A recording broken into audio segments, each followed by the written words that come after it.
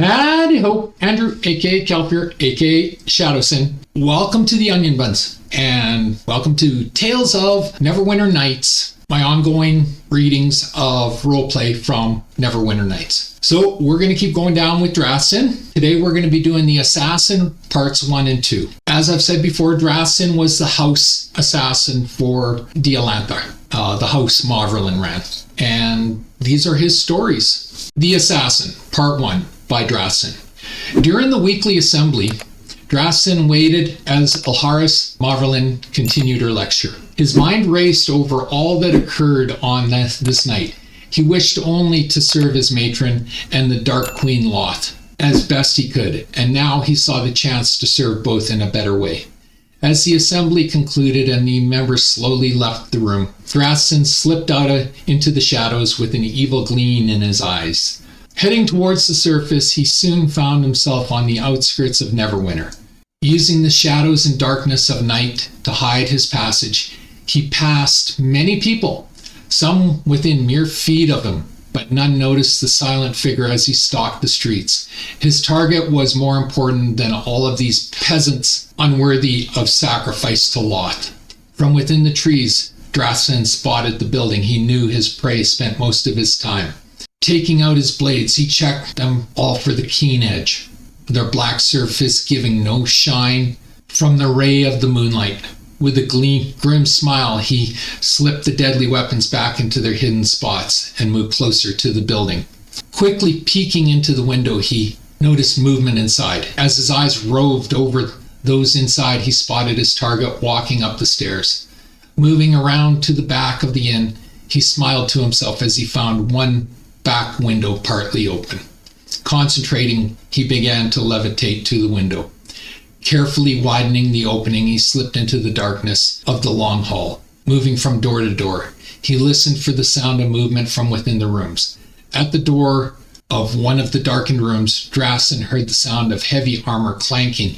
A grin split his lips as his blades came whipping out of their hidden spots. A quick glance around showed nobody else, and testing the door, he found it unlocked. Pausing warily at the unexpected bonus, he prepared himself for the possible trap. Pushing the door open, Draftkin stepped in silently, and his eyes caught the gleam of plate armor, alerting him to the prey's whereabouts. A shadow flickered off of his side, distracting his gaze from the target. Diving forward into a roll, a blade flashed over his head, tucking his blades in close as he rolled. The Valgren came to his knees. Draft's hands snaked out as he muttered a quiet prayer that his aim was true. His eyes gleamed in malice as his blades flew straight and caught the hidden attacker in the throat. Not turning to see the body fall, he rose swiftly to scan the rest of the shadows until they fell upon the knight in silver plate armor.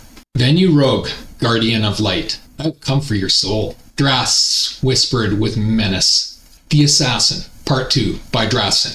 The big man stared at Draft for a moment, then drawing his sword, he laughed. "I have been waiting for you, as you can see, Dark One." The human looked with contempt at the fallen body of his comrade. "Seems you can't buy good help these days." Before Rog finished speaking, his sword cut through the air where seconds before Draft stood. Grinning at the lumbering human, Draft pulled out his own short sword. Leaping in close, the twin blades flashed through the air as he wove an intricate pattern of death. Rogue's sword blocked, then flying blades with effort. Quick feign low brought Rogue's sword downward as Draft's foot launched straight up into the human's chin, staggering him. Using his innate ability, Draft dropped a globe of darkness over Rogue. Then the assassin moved quickly around the larger figure. Rogue countered the darkness with one of light, removing the blinding blackness. Slowly they circled each other, testing each other's defenses. Then Rogue launched an attack. Dropping low, Draft's foot flashed out, catching Rogue and tripping him. Pivoting quickly, the assassin spun to his heel, his foot flashing up and around, catching the stumbling Rogue behind the ear and dropping him to his knees. Growing bored with this game, Draft threw his sticky net out and watched the binding magic of it wrap around the human. As Rogue stopped moving, Draft walked up to the trapped figure. Draft's blades disappeared quickly as the jeweled dagger flashed into one hand and a red box in the other. Rogue's bright eyes watched Wrath approach, unable to move no matter how he struggled. The knight's fear brought an evil grin to Drath's face. Cutting away the armor, the assassin tore open the tunic beneath and bared the chest. Drathsin then dropped to one knee, making a silent prayer to Loth. Rising slowly, Drath plunged the dagger deep into Rogue's chest. As the flesh opened, the blood flowed. His hand reached into the man's chest and closed around the still beating heart. With a cruel smile, the assassin ripped it out and showed it to the wide-eyed Rogue as the life drained from the large man's eyes. Dropping the heart into the box, Drathsin headed out the door and back towards the window. He left behind only 2 dead bodies, a mute testament to his skill. Satisfied with the task well done, he moved through the night, returning to the compound Elanthar. He wished to present this heart to the Ilharis, for it was part of his test to gain the position he wanted. Already his mind worked on the details of the next part of his test, and those who would fall to his blades in the times to come. So as I said in the last video, Drathsin's writings are a reflection of the role play he's doing in the game. He's not doing a cooperative role play like I was doing. He is telling the stories of his character. So it jumps from here to here to here. And this one is, he has obviously been tasked with tasks to become the house assassin. Because you don't just walk in and get given these positions, not even in role play. So he's not doing these tasks in game. It was because of the cost of Neverwinter Nights. It was next to impossible to find people that were willing to spend an hour, 2 hours, 3 hours on a role play such as this. Because for Americans, if they're over their 20 hours, that would have been roughly $9. And 1991 to 1997, $9 was more than it is now. For Canadians, you're looking at $12. Who wants to waste $12 just so you can help somebody else do a role play? So the writings he's doing are the role plays he can't do in game.